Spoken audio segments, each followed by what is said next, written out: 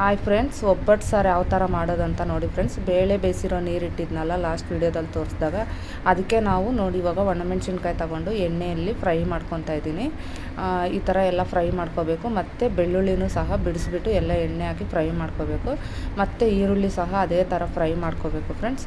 ಎಲ್ಲನೂ ಫ್ರೈ ಮಾಡಿಕೊಂಡು ಈ ಥರ ಫ್ರೈ ಆದರೆ ಎಲ್ಲ ಒಂದು ಪ್ಲೇಟ್ಗೆ ಹಾಕ್ಕೊಂಡು ನೋಡಿ, ಇದರಲ್ಲಿ ನಾನು ಕೊಬ್ಬರಿ ಕೂಡ ಕಟ್ ಮಾಡಿ ಹಾಕ್ಕೊಂಡಿದ್ದೀನಿ.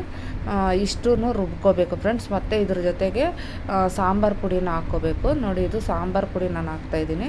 ಇದು ಬೇಳೆ ಸಾರಿಗೆ, ಸೊಪ್ಪು ಸಾರಿಗೆ ಎಲ್ಲದಕ್ಕೂ ನಾವು ಇದೇ ಯೂಸ್ ಮಾಡೋದು. ಇದರಲ್ಲಿ ಖಾರ ಇರಲ್ಲ ಅಷ್ಟೇ, ಇನ್ನೆಲ್ಲ ಮಿಕ್ಸ್ ಇರುತ್ತೆ. ನೋಡಿ ಫ್ರೆಂಡ್ಸ್, ಇದೆಲ್ಲನೂ ಮಿಕ್ಸಿ ಜಾರ್ಗೆ ಹಾಕ್ಕೊಂಡು ಎಲ್ಲ ಪೇಸ್ಟ್ ಮಾಡಿಕೊಂಡು ನುಣ್ಣಗೆ ರುಬ್ಕೋಬೇಕು. ಓಕೆ, ದೀಪು ಕುಕ್ಕಿಂಗ್ ಚಾನಲ್ಗೆ ಸ್ವಾಗತ. ಎಲ್ಲರೂ ನಮ್ಮ ಚಾನಲ್ನ ಸಬ್ಸ್ಕ್ರೈಬ್ ಮಾಡಿ, ಲೈಕ್ ಮಾಡಿ, ಶೇರ್ ಮಾಡಿ, ಕಾಮೆಂಟ್ ಮಾಡಿ, ಸಪೋರ್ಟ್ ಮಾಡಿ.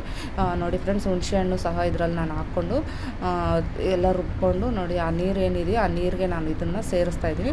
ಮತ್ತು ಒಗ್ಗರಣೆಗೆ ಒಂದು ತವ ಇಟ್ಬಿಟ್ಟು ಅದರಲ್ಲಿ ನಾನು ಇದು ಈರುಳ್ಳಿ 2 ಕಟ್ ಮಾಡಿದ್ದೆ, ಮತ್ತು 4 ಹಸಿರು ಮೆಣಸಿನ್ಕಾಯಿ, ಮತ್ತು ಕರ್ಬೇವಿನ ಸೊಪ್ಪು ಮೇಯ್ನ್ ಇದರಲ್ಲಿ ಚೆನ್ನಾಗಿರಬೇಕು ಫ್ರೆಂಡ್ಸ್, ಫ್ರೆಶ್ ಆಗಿರಬೇಕು.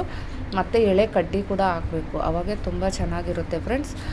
ಇಷ್ಟು ಒಬ್ಬಟ್ಟು ಸಾರನ್ನ ಮಾಡೋದು ಇಷ್ಟೇ. ಮತ್ತು ಇದಕ್ಕೆ ಉಪ್ಪನ್ನು ಸೇರಿಸ್ಬಿಟ್ಟು ಇವಾಗ ನಾನು ನೋಡಿ ಫ್ರೆಂಡ್ಸ್, ಈ ಥರ ಇರುತ್ತೆ. ಇದು ಕುದೀತಾ ಇರುತ್ತೆ. ಕುದಿಯೋವಾಗ ನಾನು ಸ್ವಲ್ಪ ಹೂರ್ಣನು ಮತ್ತು ಕೊಬ್ಬರಿ ತುರಿದಿರೋದನ್ನು ಸಹ ಇದರಲ್ಲಿ ಹಾಕಿ ಮಿಕ್ಸ್ ಮಾಡ್ತೀನಿ.